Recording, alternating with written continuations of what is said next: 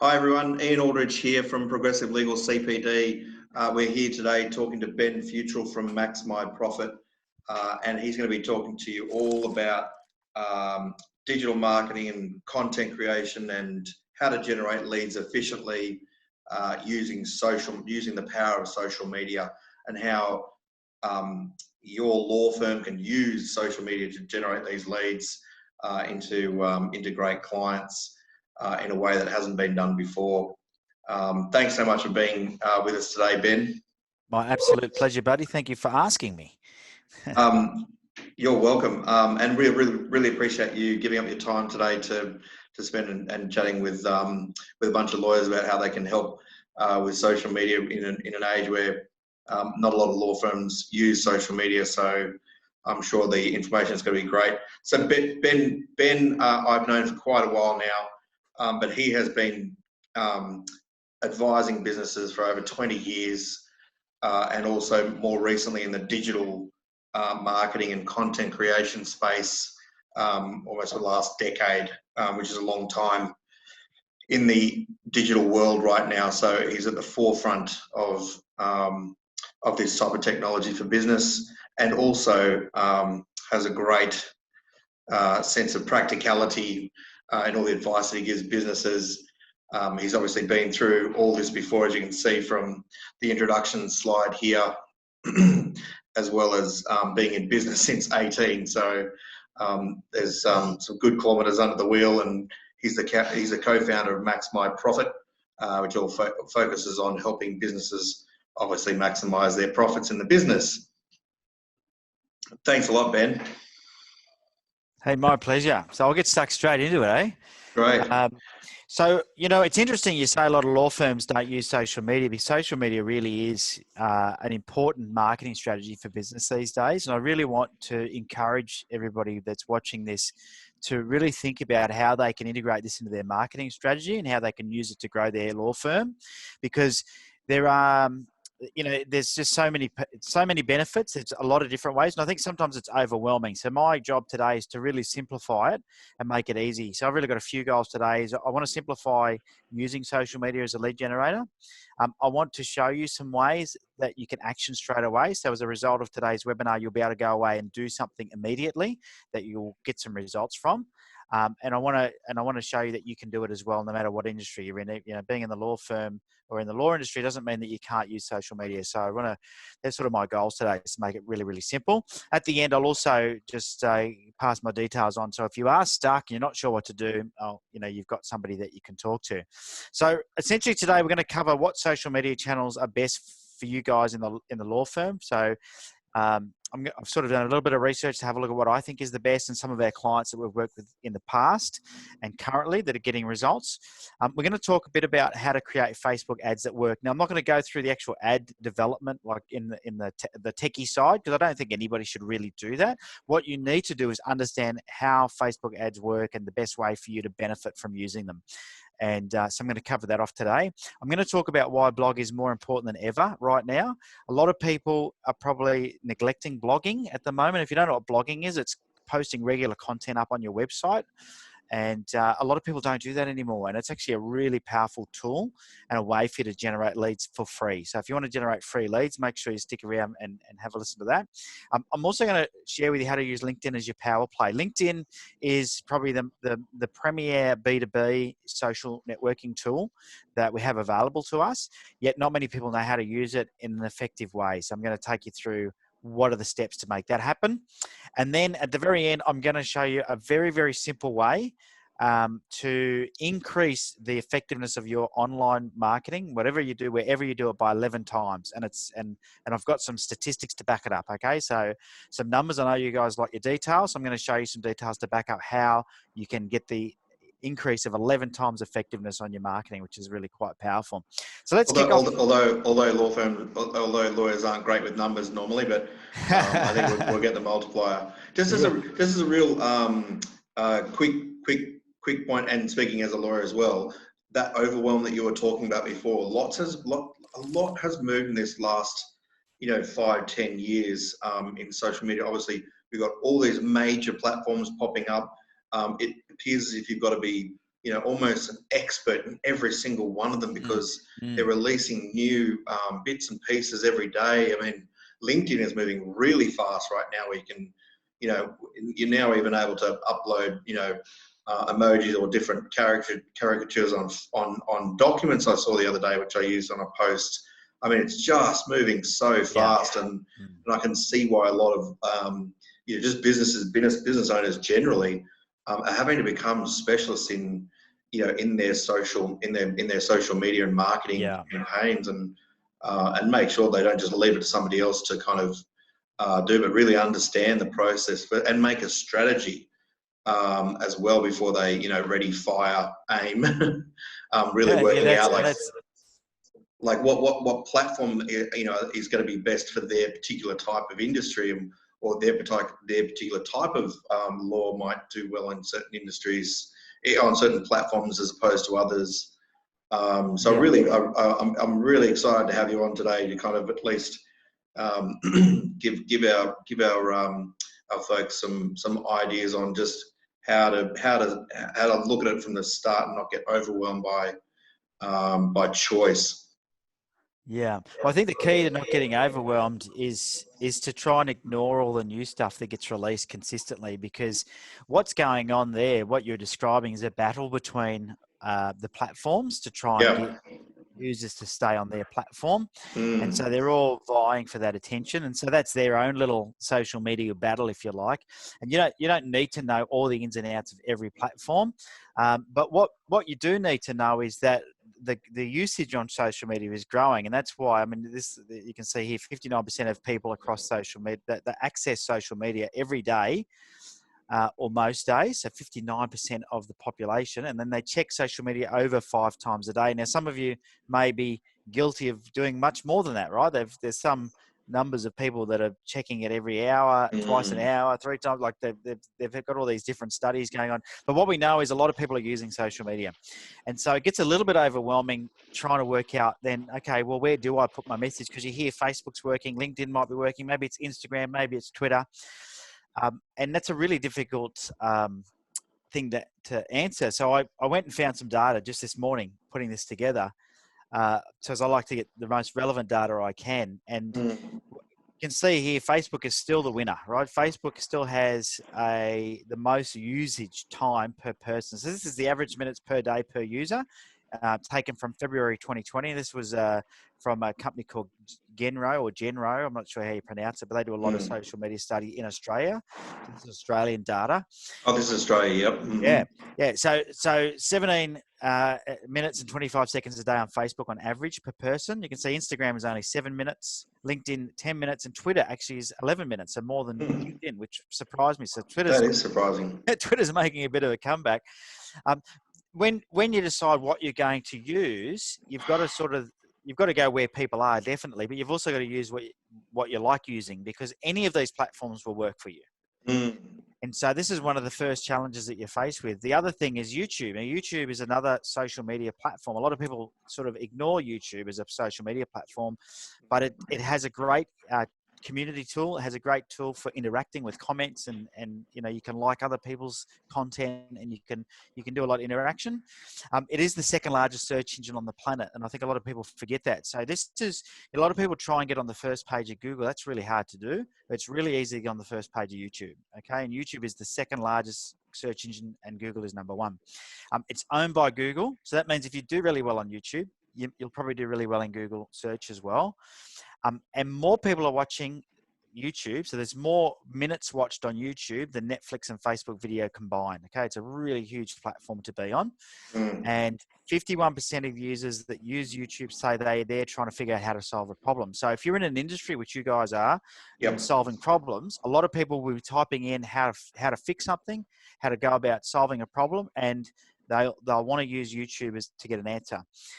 The other thing is, they say 19% of users say they're using YouTube to decide whether or not to buy a product or service. So it's another place for you to be able to put information about your product or service. But definitely, if you think, like, half the YouTube users are looking for a solution, right? So, and we're going to talk about why that's important very, very shortly.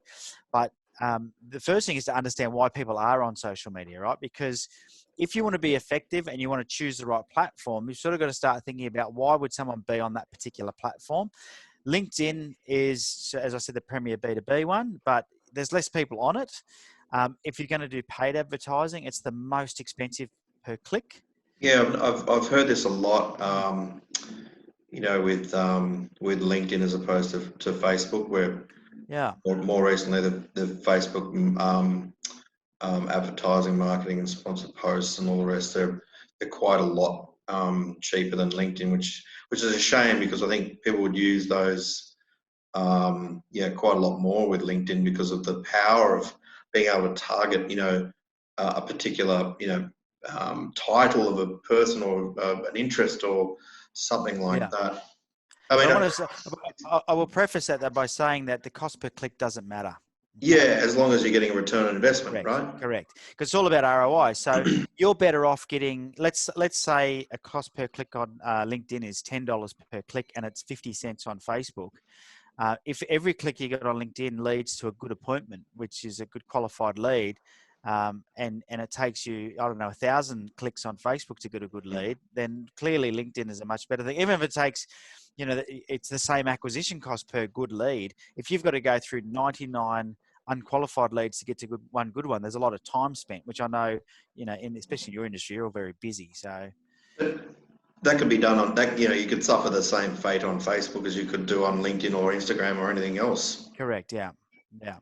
Would you consider encouraging people to just perhaps try a little bit on each sort of platform and get a feel for what works, or would you suggest different strategies on different platforms with different messaging? Strategies. Yeah, different strategies, and we'll have a bit of a chat about that, because I think you've got to. I think LinkedIn is not the place to spend money. I see a lot of people doing dough on LinkedIn. Yeah. Facebook is very easy to make money on if you're willing to spend some money. LinkedIn's easier to make money on if you're not willing to spend money. Facebook's easier if you're willing to spend money. Facebook's very hard to get sales on if you don't spend money. Okay, so getting in front of someone, your particular target audience on LinkedIn, for free through way of personal connection invite.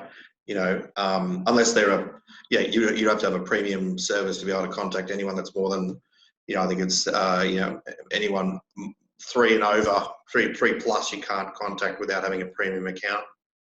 But being able to, if you've got a second connection.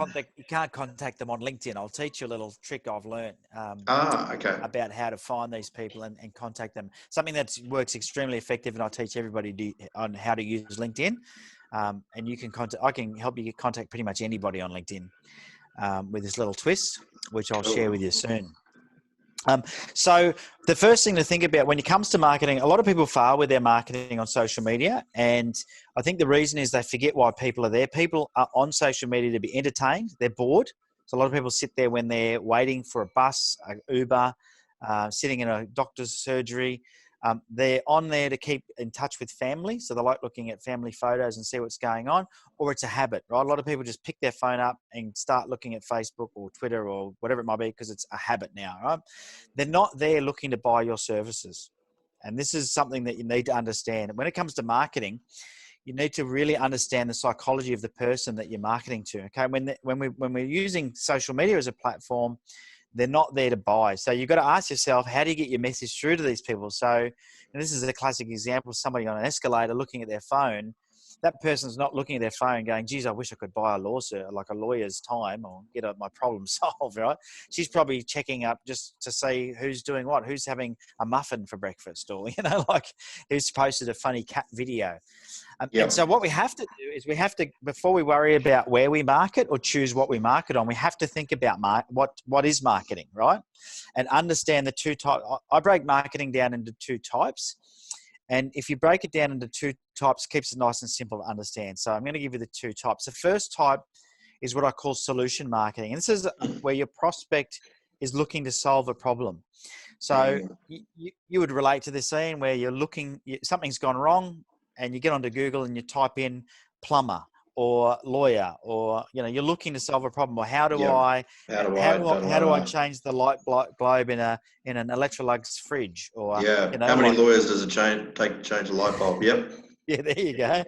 You know, so if you're looking for a solution, you're actually you're in a different, from a psychology point of view. You're ready to make a purchase, or you're ready to do something. You're just deciding how to do it, right? So when you're looking for a solution, that is very different to when you're not looking for a solution. And so when you're on social media, you're not generally looking for a solution. You might be. Typically, when you're looking for a solution, you'll turn to Google. You'll Google it. You might go to YouTube. I know myself on the weekend, for example, I've got a push bike, and I was fixing the gears on it, and I had to look on YouTube on how to change the cable. I just put in how to change the cable. So you went, you went straight into YouTube for that, or did you go to Google and then the YouTube I went ranks came up? straight to YouTube. I went straight to YouTube. Another thing people do when they're looking for a solution is they'll ask for a recommendation, right? So you want to make sure that if somebody asks me for a recommendation, that I recommend you. So this is the things to think about when you put your marketing plan together, right? This is the psychology of a buyer. Yeah. I might use somebody who's helped me before. Now, once again, if you've been my lawyer in the past, you might want to use your social media as a tool to keep in front of me. Okay, to keep your brand fresh in my mind. There might be other directories that I might use when I'm looking for a solution. And maybe I use like High Pages, or I use, a local paper even. So people are still using the local paper sometimes to look up. I don't know if many people get that anymore, but certainly there are some. But there's online directories. There's different, other tools we can use. Now, the one that I've got next is the RAS, which is a reticular activating system. So what happens is when I'm looking for something, sometimes my reticular activating system helps me stumble across something.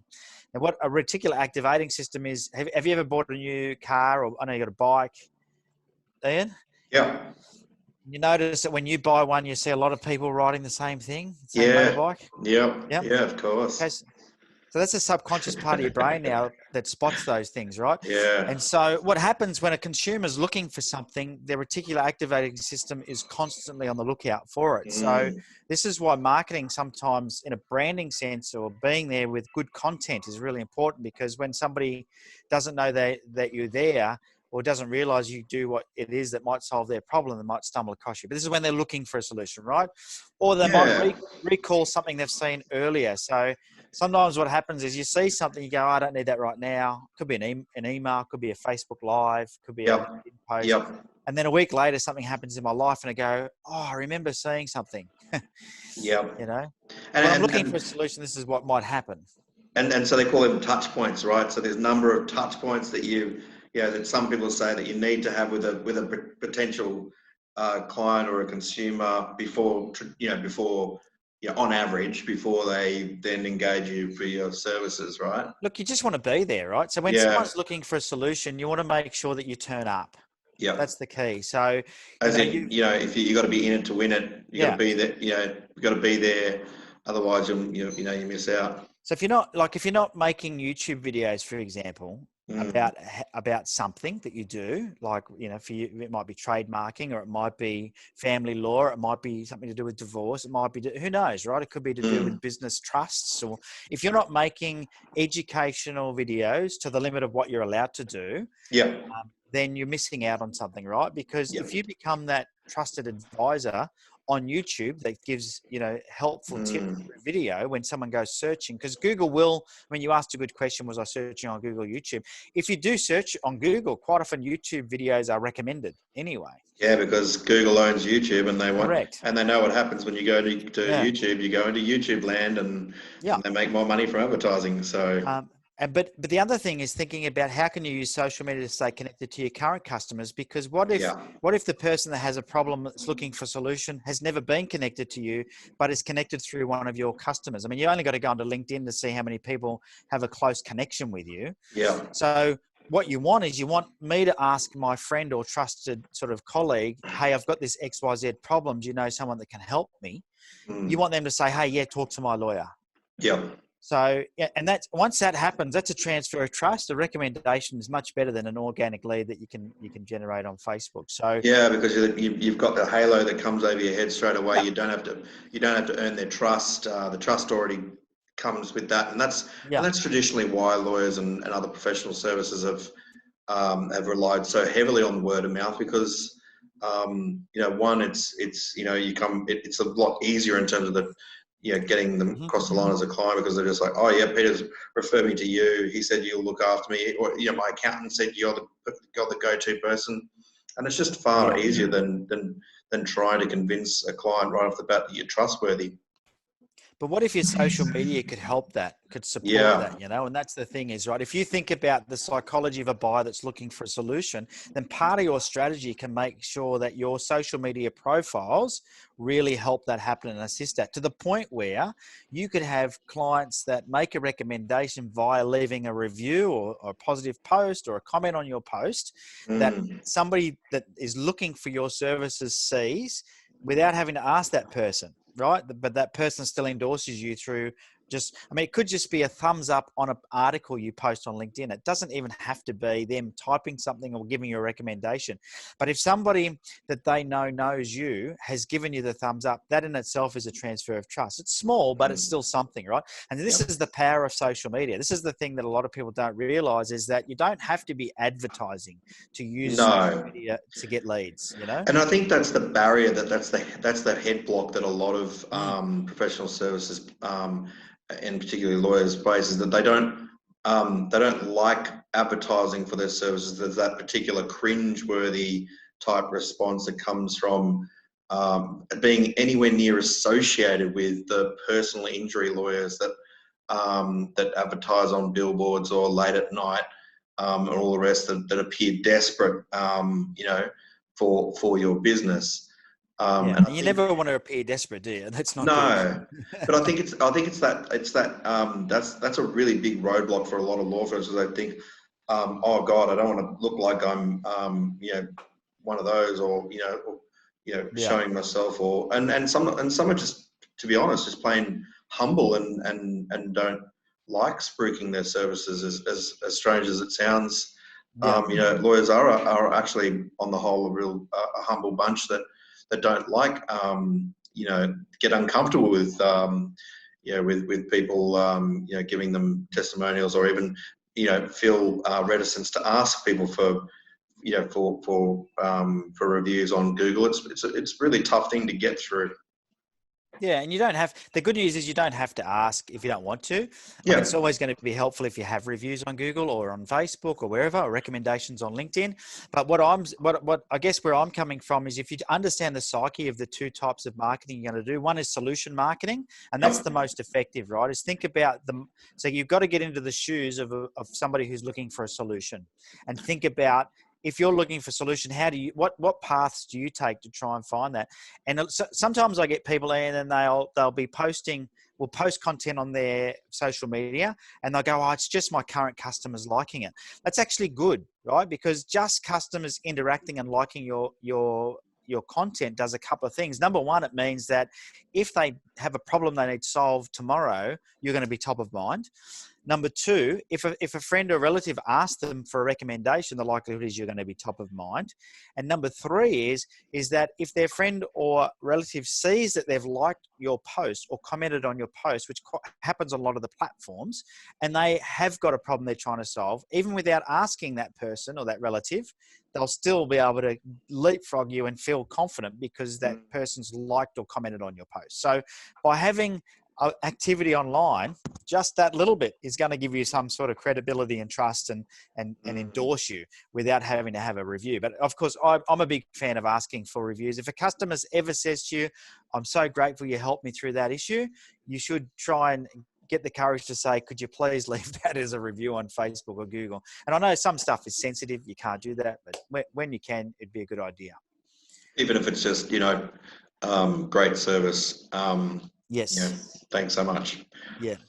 So the second type of marketing is interruption marketing. Now, this is where a lot of people struggle, and because when we think about marketing, we think about advertising. Okay, and I'm a big fan of solution marketing, because then you're looking for people that are ready to buy something. They're just deciding who to buy from.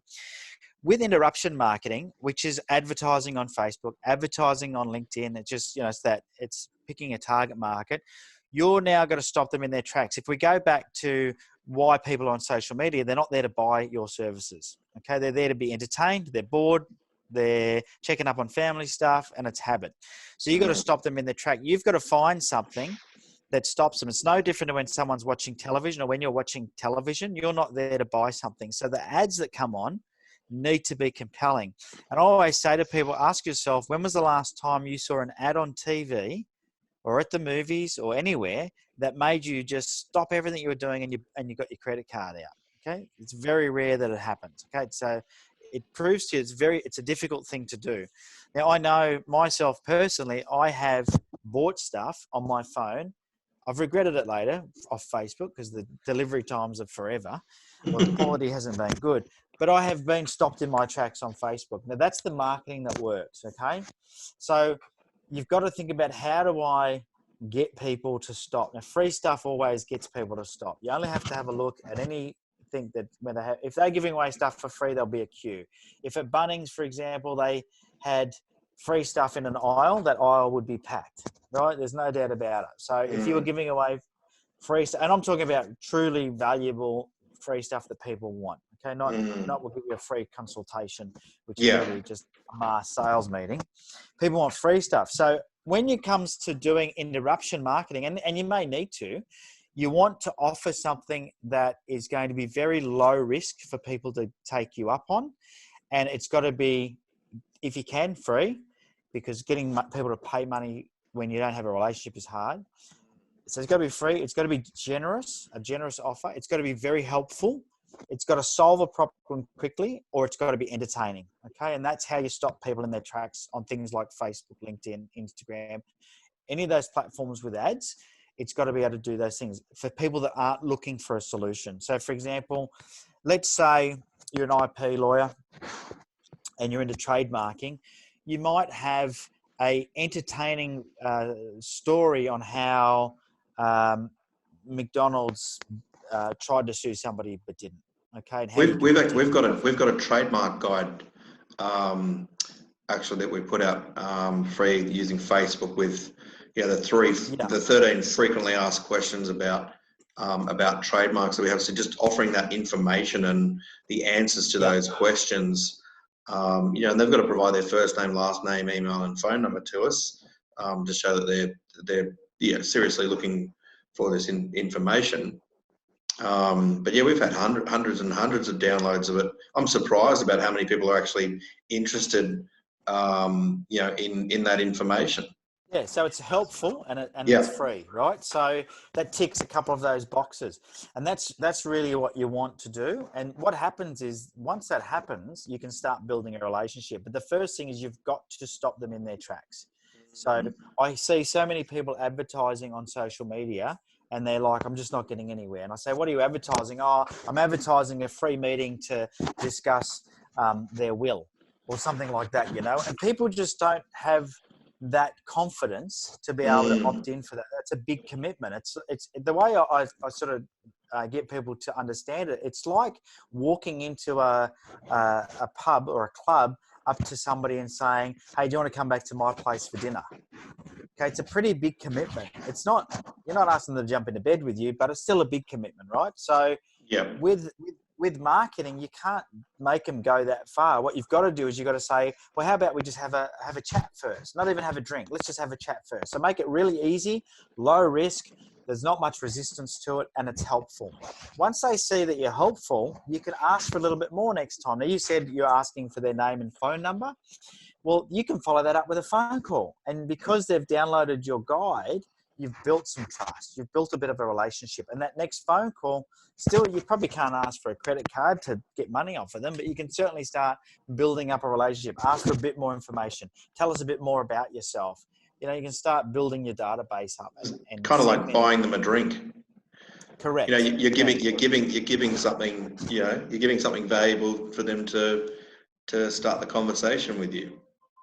It's almost like, this seat here next to me is free. You can sit here if you like. That's the first thing you're doing. Very low risk, And then you might turn to them in a couple of minutes later and say, would you like me to buy you a drink, That's what I've been doing wrong all this time, Ben. Yep. Gently. So let's look at effective Facebook ads, because there are a few tricks to Facebook ads that people need to understand to make them work really well. If you are spending money on Facebook, there's a few tricks to it. And what I see is people just have the scattergun approach. They boost a post, and it's very easy to fall into this trap. So don't feel bad if you've done this. Facebook will ask you, would you like to boost it? This is your most popular post. Would you like to spend some money on it? And you go, yeah, that sounds good. You press the boost button, put your credit card in, and then you wonder why, a couple $100 later, you haven't got any leads. I think I've made the mistake twice. Yeah, everybody does. Everybody does. But the reality is that there's a lot of people. One of the good things about Facebook is there's 17 million active users in Australia using Facebook. One of the bad things about Facebook is there's 17 million active users. And they're not all your customers. So you really need to be careful about how you target people. So if you are going to spend money on any Facebook ads, I recommend you start with a custom audience. Okay, that's don't try and create an audience. Don't just do a generic targeting, create your own audience. And the best way to do that is to upload your database. So if you have a database of customers or a database of prospects, you can upload those people and you can just target those people. Facebook will find them for you. Okay. You just need to upload their name, their phone number, their email address, but as much data as you've got. Facebook then goes and finds them based on their profiles and targets them with your ads. So if you've got past customers, you can target them. I've seen people do this really cleverly where for example, I've been going to an event and the 48 hours leading up to an event, I'm looking forward to seeing you at the event on Facebook. Really targeted, So that's pretty impressive. Now, that was a social media training conference that I went to. But I thought, well, that's really very clever.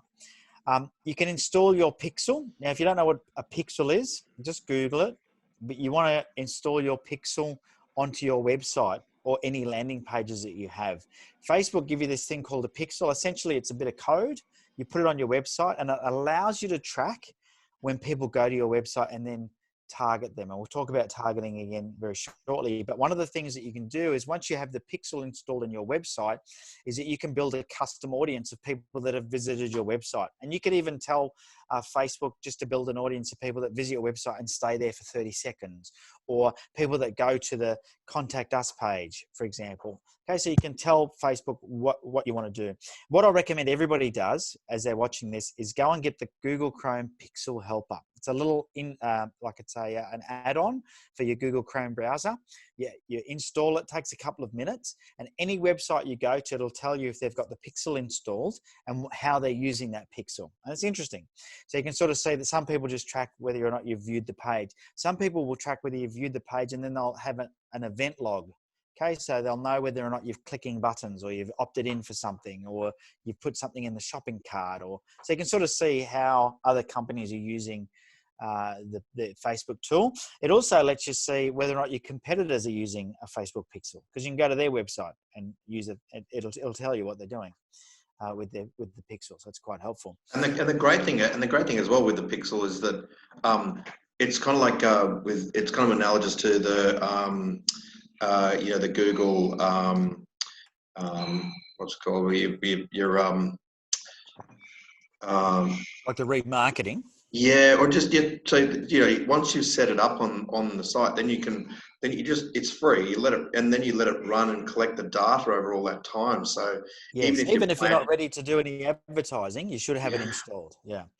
So it'll start collecting data, and let's say you don't run any ads for 6 months. What you're right, Ian, you've got the data for the last 6 months. So you can hooking up the Google ad, Google Analytics to your website as well, just so that you've got that data, so that then you can use that data later. And it might just be like 3 months, but it's really useful data. Very useful. But it's the number one way to get sales on Facebook is to retarget people that have been to your website. So if they've been to your website, the likelihood is they're not going to your website 5 times a day and they're not spending 17 minutes there. Okay.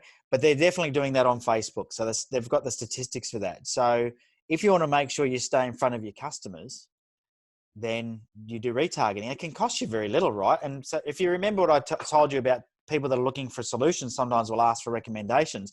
Well, let's say I go to Ian and I say to Ian, hey, Ian, I've got this problem and I need some help with my trademarking. And Ian goes, you know what? You should see my lawyer. He does trademarking. And Ian just remembers me because he's seen my ad for the last, 3 months because I've been on his website. you know, and so that pixel has meant that I've stayed relevant to you, but might not remember me otherwise, you know, but it keeps me relevant. So it can be a powerful tool just from that perspective. Now, if I do visit your website through a Google search or through using YouTube or whatever, or a link that you put in your LinkedIn article that takes me back to a page on your website, which I always recommend trying to do. We'll talk about the risks of that in a second, because there is a downside to putting links to your website in your blogs and articles and Facebook posts. But if you can get them to your website, then you can have that pixel, track them, and then you can remarket to them. And it's the most powerful marketing you can do with online marketing. The second thing that I suggest people do if they're doing that already and they want to try something else is what's called a lookalike audience. So you can actually upload your database, not just to create an audience of people that you target, but you can tell Facebook to make an audience that looks like those people. And that's one of the most powerful ways of creating a targeted database of people to target. So you might only have a database of 100 people. Well, that's not very many people to target out of 17 million that are on Facebook. But if you say to Facebook, here's my current customer database of people that have bought from me, even past customers, find me more people like this, they might find 150,000 people that look just like your customers. And once again, they take the data of your current customers, they find them, and they say, let's see what sort of pages they like, what sort of traveling they do, where do they eat, where do they live, all of that. They take all of these things into account, and they serve you up a lookalike. Just like these coffees here, you know, they find another coffee that's very similar, not exactly the same. They can't get it exactly right, but it'd be pretty close to what you've already got. And they'll say, let's advertise to these people that are just like your customers, called a lookalike audience. Now you can also exclude people. So let's say you've got a bunch of people that you've worked with that you didn't like. You could also upload them and create a lookalike audience to them and say, do not target those people. Do not target these people because they're not in my target market. It's a very powerful thing to do. We talked a little bit about retargeting, but once you've got that pixel installed, you can retarget website visitors. You can target people that watch a video, for example. So if you upload a video to Facebook, let's say you did a quick Facebook Live on the 7 things you need to know about trademarking, you can target people that have watched at least half that video. 75% of that video, or you can tell it they've got to have watched the whole video before I retarget them. You can build audiences of people. Once again, you can include or exclude those people. So let's say you've put a video up about trademarking and you want to exclude the people that have already seen that video. You don't want them to see the ad you're running with that exact same video. You can do that. What it's all about, and this is smart marketing, is creating a journey based on visitor behavior. So if a visitor goes to a certain page on your website, create a journey based on that behavior. If they watch a certain video, create a journey based on that behavior. If they do something in particular, you can once again create a journey. And you would have seen this happening with e-commerce is very up to speed with this. If you put something in your shopping cart and then you don't finish the transaction, then you'll get retargeted. And one of the best companies that's really good at this lately that I've noticed is Anaconda, which is a camping sort of an outdoor supply company. But I've noticed they've got really good at the retargeting and what they call the abandoned cart sequence. So if you want to see a company that's doing it really well with social media marketing, they're very good at it. The other one is audible.com is also very good at it. I've noticed Audible, which is just a site that I frequent a fair because I listen to a lot of books. Yeah, I've noticed it as well. They're very, very good with their retargeting, but not just saying here's Audible, but actually creating a journey based on your behavior. So they know what books you've looked at, and they retarget it with the right content. So you feel really compelled to read it because it's very relevant. And the more relevant, remember, this is interruption marketing, right? So whatever you put in front of me, whatever you serve me up, I've got to like. It's no good if I don't like olives, it's no good putting a plate of olives in front of me, right? You've got to make sure that you serve me up something that I'm going to be interested in. Otherwise, I'm not going to stop. You've got to stop me in my tracks. The amount of time I was, signed up for a Spotify account and didn't sign up for a premium account. And mate, you should see all the marketing working to convince me of all the benefits of of signing up to premium. I can list you all the benefits. Like it's now ingrained in me, and so at some stage, I know that I need to make the decision to upgrade. Yeah. It's very powerful, isn't it? It's very powerful. And so, that's the other thing I always say to people. When you see clever marketing, take a picture of it, screenshot it, put it aside, take note of it, and put it in a bit of what I call a swipe file. I've got a huge swipe file of ads. When I see a good ad with a good offer that gets my attention, I screen capture it and keep it. Particularly on my phone, you just press a couple of buttons and it'll screen capture the ad. But it's a good tip for you. So when you finally decide you're going to run an ad, you've got a swipe file to go through and go, well, what am I going to do? Because I can guarantee you'll get stuck. And that can be a real blockage for people sometimes. What do I do? What picture do I do? What do I, and you know, it can be really overwhelming just making those decisions. So good thing to do. Now, some other tips when it comes to Facebook ads: test, and test some more. You'll find, you've probably heard the saying 80% of marketing doesn't work. And I think Jack Welch, the CEO of GE Electric, was very famous for saying 50% of my marketing doesn't work. I just wish I knew which half. So you've got to test it, and 80% of marketing does fail, right? So you've got to be prepared to gamble. This is a little bit like going to the casino and putting some money on the roulette table. You will every now and then get a number that comes up over and over again. But even with Facebook, they have a thing called ad fade, where your audience just sees it too much. It'll stop working. So you'll have to change it. Or, you know, we're just seeing with changes in the environment, like things like a pandemic, like the coronavirus, changed the way people reacted and responded to ads on Facebook or on LinkedIn or on Google, right? So, you know, there are going to be different things that are out of your control that will affect how good or bad your ads will work. The other thing is you want to try video. Is very, very effective in advertising. Anything that moves gets people's attention. You remember, we've got to stop people in their tracks. So if you can have a video, you're going to stop people in their tracks. Good images, right? You can try different images, and you know, you'd be surprised. Sometimes images that I think are going to be terrible work amazing. So don't even think just because you don't like the image, it's not going to work well. And then long and short form. Now what that means is a little bit of text or a lot of text. Okay. Sometimes some businesses do well with long form where there's a lot of text in the ad. Some need it really short. Now you can see there when I was talking about Facebook ads, keep people on Facebook. One of the challenges is we want to get people to our website so we can track their movements and we can get them to go and see our amazing website, read our content, and get into that ecosystem. What Facebook wants, and any platform, by the way, any social media platform, is they want the user to stay on the platform. So if you constantly post your articles with links to your website, they're not going to get shown very much, okay? Because the platforms actually don't like that. They'll reward LinkedIn won't. You got links anywhere else, it won't get as much push from LinkedIn. They hate it, right? And you can understand it. It would be a bit like me coming to your shop. Let's say you sell, I don't know, skiing equipment. I know Ian's into his skiing.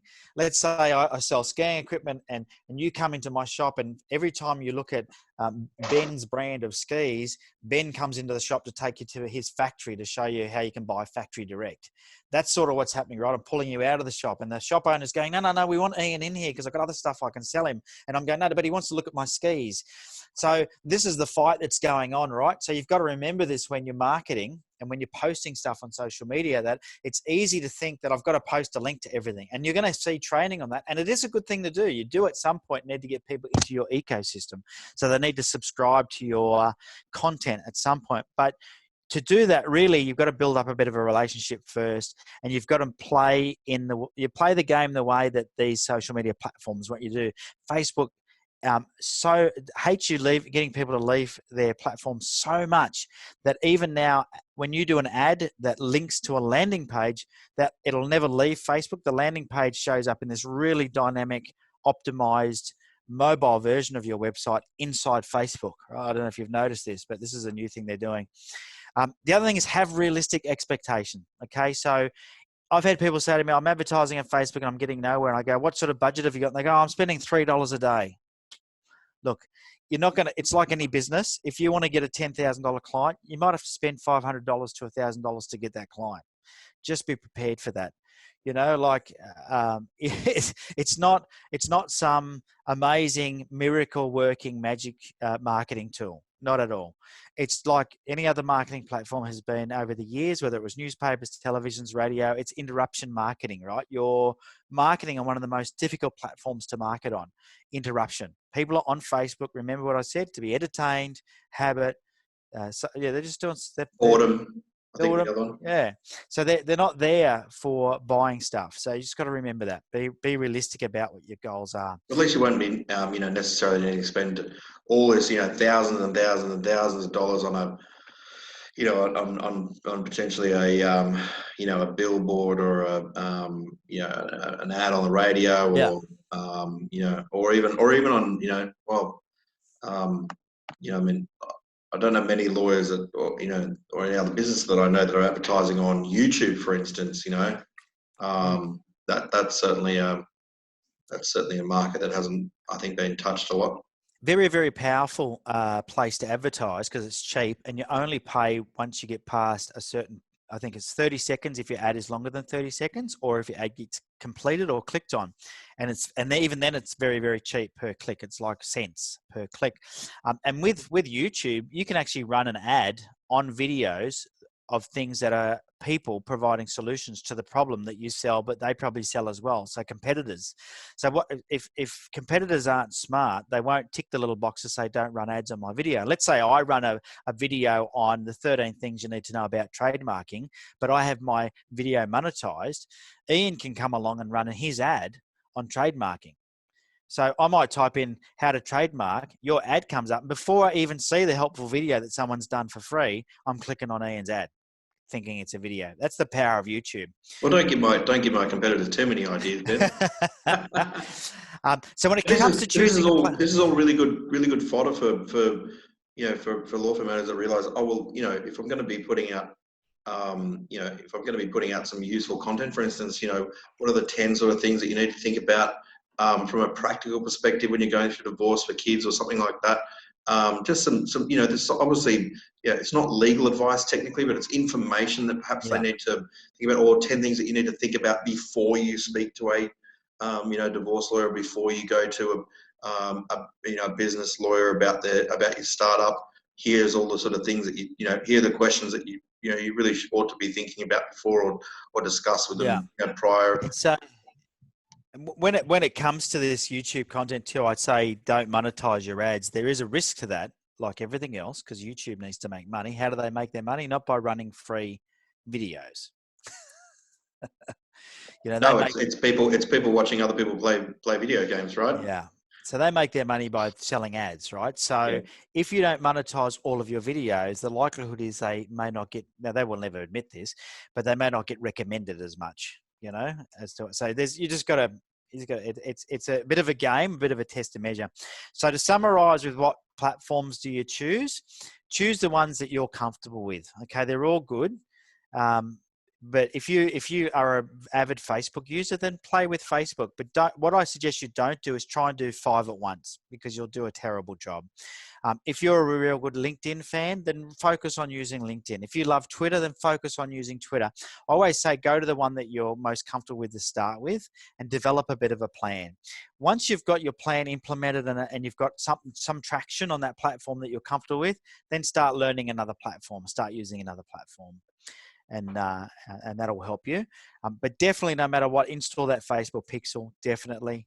And because you never know when you're going to need it, right? You want to have the data there, as Ian said. It's weird though as well, because I thought at one point there that Instagram was going to be a great way for us to get in front of clients, just to remind them that you're there, and you don't have to be sponsored or anything like that. You're just connecting with a whole bunch of potential businesses that are out there, and as the business owner is scrolling through their business, Instagram is kind of seeing just little things here and there just to reinforce you. It might be testimonials from clients, it might be new premises, or you meeting with other people or whatnot, and just something, or at least something interesting, and perhaps it might be something that the firm might put in the hands of a member of staff potentially that's trustworthy, obviously, but to at least sort of come up with something that's insta kind of friendly. But I've literally got a client the other day who said that I try and ask as many clients as possible, where do they come from, where do they hear about us, how did you find out about us, and one of them said, I remembered a post from your Instagram a year ago. Like that. Yeah. Wow. The post cost us nothing to do, obviously, other than our time, which is clearly valuable, and that's what stops a lot of lawyers from doing this, because it's usually the case that lawyers don't have a lot of, time and obviously the expertise to do this, but that time is obviously valuable, but it cost us nothing in terms of paid advertising and marketing to get that particular client, and we wouldn't have got them otherwise had Yeah. we not been on that platform. Classic example. And you can, I mean, the good thing is you can easily cross-pollinate platforms as well. So there are tools that allow you that if you are a Facebook user, let's say, and you post on Facebook every day, you can have a tool automatically post that same content on Instagram for you. Now, there's some risks with that, but you're better off doing that than not doing it at all. Okay, so it just comes down to having a strategy, but definitely, hopefully, from what I've shared so far, you can see that there is definitely a benefit in using social media as a marketing tool. Just decide what you're going to start with and then start cross-pollinating. I'd say your first 90 days, just get really good at creating consistent content. And if you don't think it's worth your time to do that, you are right? There's no doubt about it. You are much better in front of clients. Hire somebody to do it, right? Find somebody that you can pay to do this grunt work for you, but do not abdicate, because this is what typically happens. I see a lot of clients complain. They go to an agency, they say, run my social media for me. The agency doesn't get results. They complain about it, but the agency doesn't know your business. They don't know your clients. They don't know you. They don't know your values. It's too hard for them to share good quality content on a consistent basis. They're not in your office. They're not in your space. So even if you outsource it, you still need to shoot stuff across to that agency on a weekly basis to say, here's what's happening. Here's such and such's birthday. Here's a photo of this. Here's a case study. You've got to help them. Okay. You've got to, and they won't have ideas about how you business. And if they're using the word agency to begin with, it's probably not a great, probably not a great sign. No. So what we do, which is a bit different, we manage people's social media, but we have a social media coach, or what I call an accelerator. So we work with you, and we guide you on what to create. We need you to create some of the content, so we can then what we do is we work out where the best place to post at the best time, the best actions, call to actions. We work all that out for you, but we can't create the content for you. Only you can do that. You can do that better than anybody else. So really important. All right. So when we talk about creating content, I touched on blogging a bit earlier, and a lot of people ask me, is blogging still relevant? It's actually more relevant than it ever was. Google receives over 63,000 searches per second on any given day. 63,000. And Google relies on your content on your website to serve it up to their customer. Okay. So really, blogging is definitely relevant. So if you've got a website and you're not putting fresh content up there, Google will not be checking it very often. Okay, so Google has these tools that says what's going on such and such on that website. And if it knows the website doesn't get updated very often, it just will not send its robots there. There's too many websites for it to crawl everything. If it knows your website gets updated 3 times a week, it'll send its little robots there once a week to grab the fresh content. Okay, so Google's very smart. You don't even need to ping it nowadays, right? Where in the old days, you'd have to tell Google, oh, this page has been updated. You don't have to do anything. It just automatically does it. The other thing is that YouTube is the second largest search engine and is also owned by Google. So in your blogs, a good way to blog is to create video content and transcribe it onto your blog and include videos on your blog.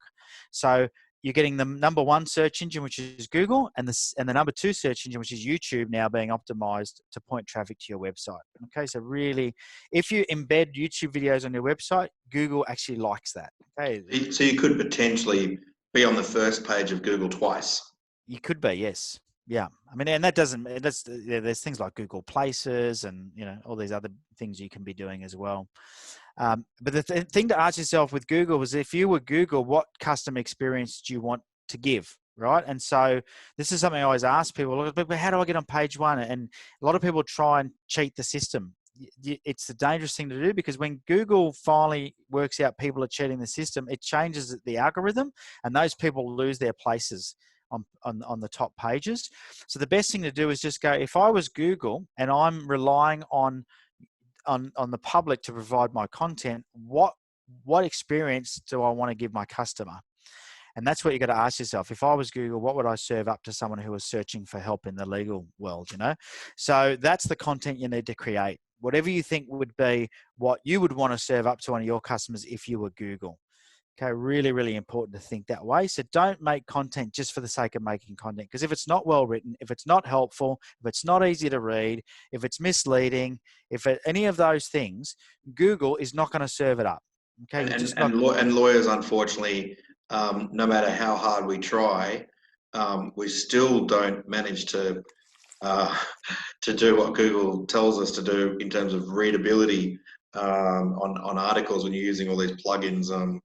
For your website, if you're on, for instance, Yeah, WordPress or whatever, I'm still battling constantly to make sure that that Google says yes, that you're actually speaking in normal person language yeah, now.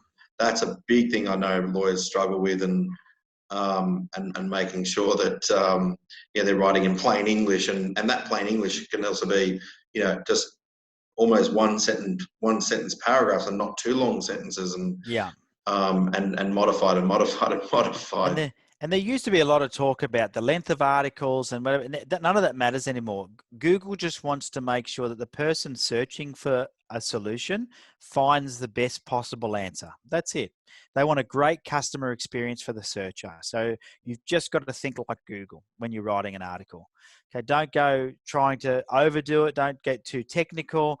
Just make sure that somebody can read your article quickly and have an answer quickly. That's all that Google wants you to do. And if you And can I, do that, then and you're I going think to there's a win. real potential. The more and more I learn about all this, that you could, if you're in a discrete sort of area, like criminal law or family law or conveyancing or whatever, and that's your specialty, and that's all you do.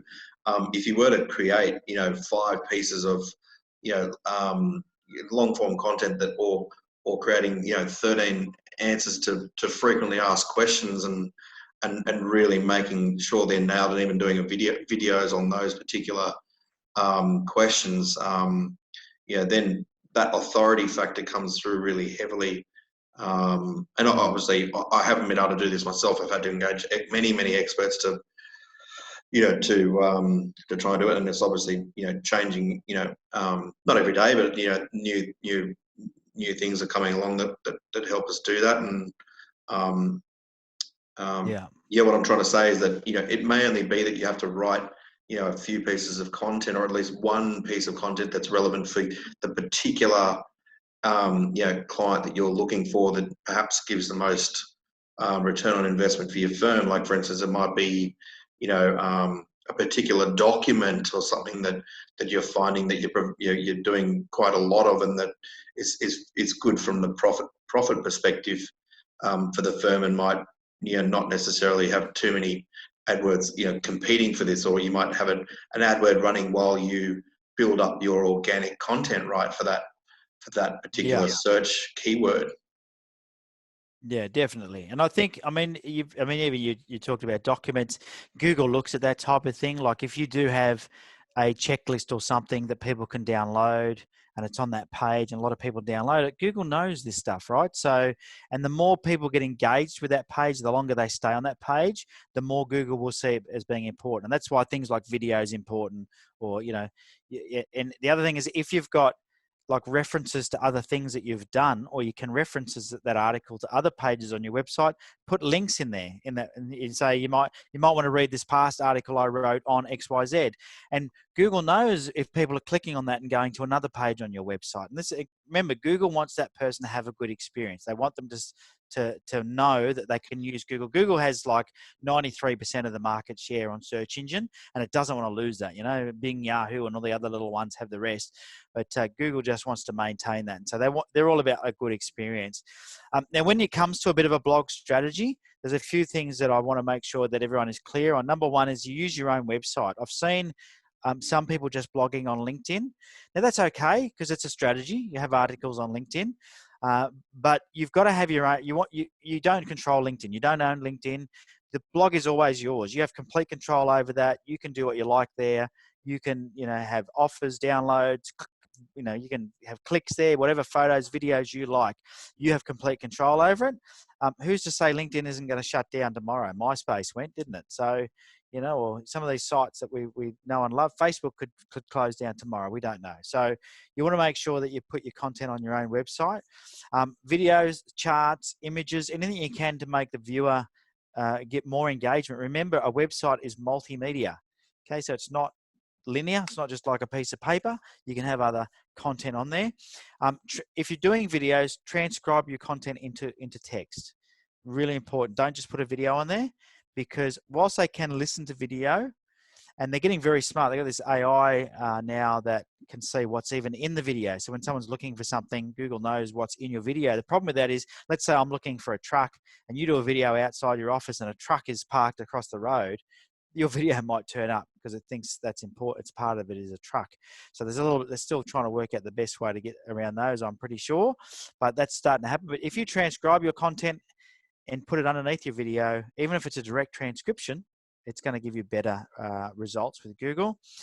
When it comes to promoting your blog post, don't just link back to it. Share excerpts from your post. Think about a movie, like a movie trailer. They show the best parts to try and encourage people to go and watch the movie. That's what you want to do with your post. Just share the best parts of that post and have links back to your blog post to share people back there. Now, another thing that's really important that a lot of people don't think about is guest blogging. Okay, so you can write articles on other people's sites, whether it's news sites, it could be, strategic partners sites. You can contribute articles that then link back to your website. Now, this is also very good in Google's eyes. Okay, so if you're seen as a person of authority, or your website is a place that a lot of people point traffic to, then Google sees that as a good thing as well.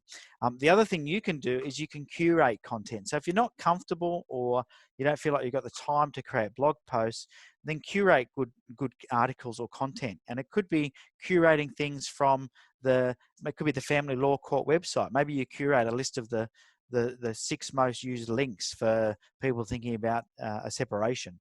It doesn't have to be other people's content. It can be just really helpful links that you're curating and you make a blog post out of it. Okay, there's 6 links you need if you're thinking about this. 2 videos you should watch if you're thinking about this. So you can curate other people's content, whether it's other content creators or more authority type sites like documents being downloaded, or could be examples of a checklist of something that is a legal checklist provided by the courts or something. Who knows, right? So you can always curate content from that perspective as well. But blogging is very powerful. I recommend people blog at least weekly. 1 article a week is nice, and it keeps your content fresh. It also means that you've got fresh content. Now, the easiest way to blog is to do a video a week. Do a video a week, get it transcribed, and then that content can be used across your social media, and that's your content done for the week. So a lot of people say, I don't have a lot of time. If you can do one 5 to 10 minute video, then your content is done for the week. That's it. And so you just need to think about what I'm going to record a video about. And I think you touched on it before, Ian. Just start with your frequently asked questions. All right, let's move on to LinkedIn, which LinkedIn is a very, very powerful tool, but a lot of people misuse it. And I don't know about you, but I get pretty frustrated when people connect with me and then they just spam me with messages. It's not the way to get business on LinkedIn. It just instantly turns you off. Yeah. So the first thing to do is make sure your profile is well set up. Don't start trying to connect and market on LinkedIn with a dud profile. Professional profile photo. Don't put some grainy old photo from your old Nokia phone up there. Get a new profile photo, stick it up there.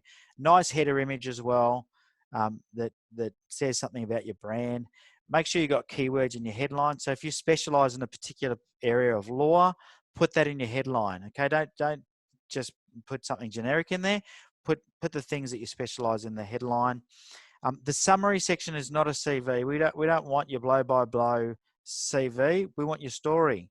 What is it that got you into law? What do you love about law? What do you love about the particular discipline of law that you do? How do you love about helping people? Tell a bit of a story there. So, because people love stories. They don't want to read CVs. In the skills and endorsements, sometimes you see people, they got 50 of them, right? You just look like a jack of all trades and a master of none. Limit your skills and endorsements to 3 to 5 categories, the 3 to 5 things that you really want to be known for. And then just keep those ones. When people give you an endorsement for something that's a bit oddball, that's not what you want to be known for, just don't post it on there. You don't have to. It gives you the choice just to post the ones that you want to post. And then optimize your entire profile for keywords, because people will use LinkedIn to search for someone. And the way that search algorithms work on LinkedIn is it uses your headline, your summary, Any website links, experience, and skills to find people. That's how it uses the search algorithm. So you want to make sure your profile is really well set up.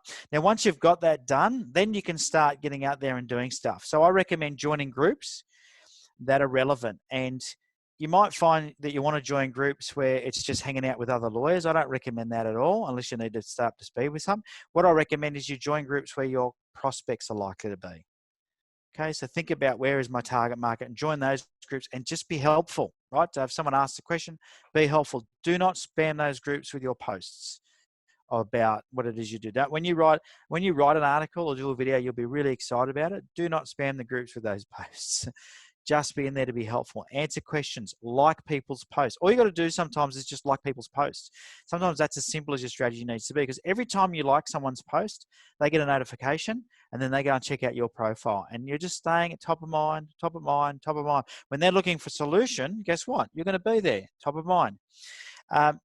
Follow people. So one of the best strategies is just to put some time aside each day to do your own searches, find people in your target market and connect with them. And that could be alliance partners or it could be end users. Search for your prospects on there and connect. Okay, so if you know who your prospects are, let's say you're a lawyer that deals with a certain type of industry in commercial law. Well, target those people, search those particular people and connect with them, and then like and comment on their posts. Don't just spam them with an email saying, here's what I do. Just be there, all right? Just be there in the corner of the room. Let them know. You know, I love a saying that I heard, Ian, is tigers never have to tell you that they're a tiger, right? Don't go out there telling people what you do. Just be there. Now, if you really want to connect with people, find their details using Google. Okay, this is how you get around that. Can you contact people? Don't contact people on LinkedIn. I think it's ineffective. Find their details using Google and then ring them. Ring them. And I know that will scare some people, but it's the best way to get sales on LinkedIn. It is my power play. And a lot of people don't do it, but it's the one thing that I've done that's got me lots and lots of sales on LinkedIn is I do a search, I connect with people, I like and comment on their posts for a couple of weeks, and then I ring them. Now, by the time I've rung them, they already know who you are. They know correct. your name. They've probably checked you out on LinkedIn and all the rest, and then you've already had those touch points, and they know who you are, and they know you're the Tiger King. You know, not just correct. a tiger. So you no longer have to sell yourself. So I ring up and I say to them, hey, look, I thought I'd give you a quick call. We've connected on LinkedIn. I found your article on XYZ really interesting, and I thought it would be a good idea to have a chat. Straight away now you've got a conversation, and yes, they know who you are. It's not a cold call, and they're not going to have that resistance because you've got a commonality. Okay, it's a very powerful tool. Very powerful tool. It's no different. You would have noticed this riding your motorbike. Motorbike riders wave to motorbike riders, right? You don't know each other, and if you stopped at the service station, they would talk to you. There's a commonality, right? You've got to create commonality.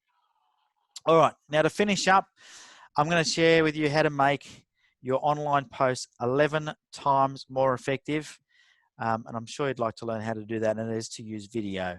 Video, if you look at the statistics, it's given 11 times more effectiveness over anything else. It's been proven through studies that a video post will get 11 times more engagement, interaction. Facebook right now is actually serving video up much more than anything else. And here's some of the stats for you. 85% of all internet users watched online video content. So they did a study, a bit of research, and 85% of people said they watch video online.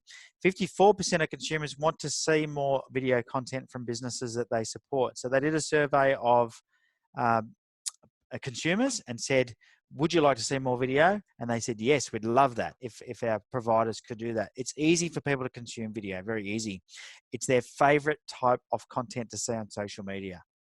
And they're tired of reading. Yeah. Last thing they want to do on a bus on the way home is read an article, I suspect. Yeah.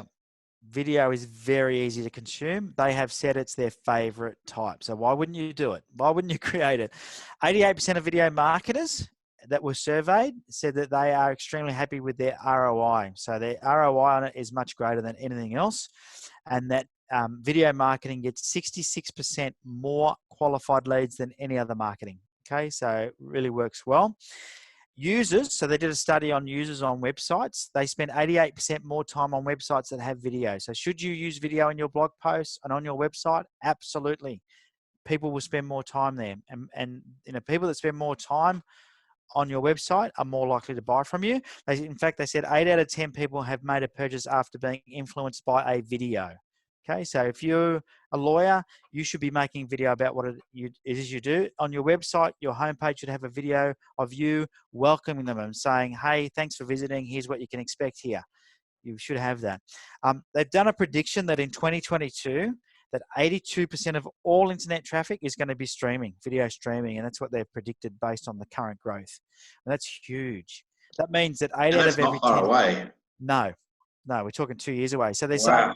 8 out of 10 people that get on the internet are going to specifically go there to watch a video. So if you get ahead of the curve now and you create a video a week in your content now, starting now, by the time it comes around, you'll have 100 videos. You'll be ahead of all your competition, right? And it's very, very hard for someone to catch you if you have 100 videos. Very hard. Okay, so the time to start is now. Don't wait until it's the one thing that you've got to do. Do it now before. I mean, it's very good now anyway. It's working really well. But do it right now and you'll be thankful down the track. So there you go. So hopefully you found that helpful. That was excellent, Ben. Again, it seems like we could do, you know, an hour on each of one of these things. Absolutely, yes. And, you know, we could talk underwater with a mouthful of marbles. I'm sure. We were running out of time there, so I wasn't even able to ask more questions. So, but thank you so much, and I'm sure that everyone has got at least, you know, 3 things out of today to, you know, to action to help them with their social media and what they need. Yeah, it's my pleasure. So, and that's all you need, right? Is if you get one thing out of this that you can go and implement that gives you results, then that's a good use of your time. So, once again, thanks for having me. Yeah, and so if people want to contact you, they can just go to your website here, maxmyprofit.com.au. Yes, yeah. Just head to maxmyprofit.com.au. And don't send you a LinkedIn invite and message, you know, wanting to do your SEO for you. Yep. More than welcome to contact me on LinkedIn, but if it's just a spammy message, it'll get deleted, and you will as well. Excellent. Thanks so much for your time, Ben. It's really, really appreciated. My pleasure. Thank you, buddy. Bye.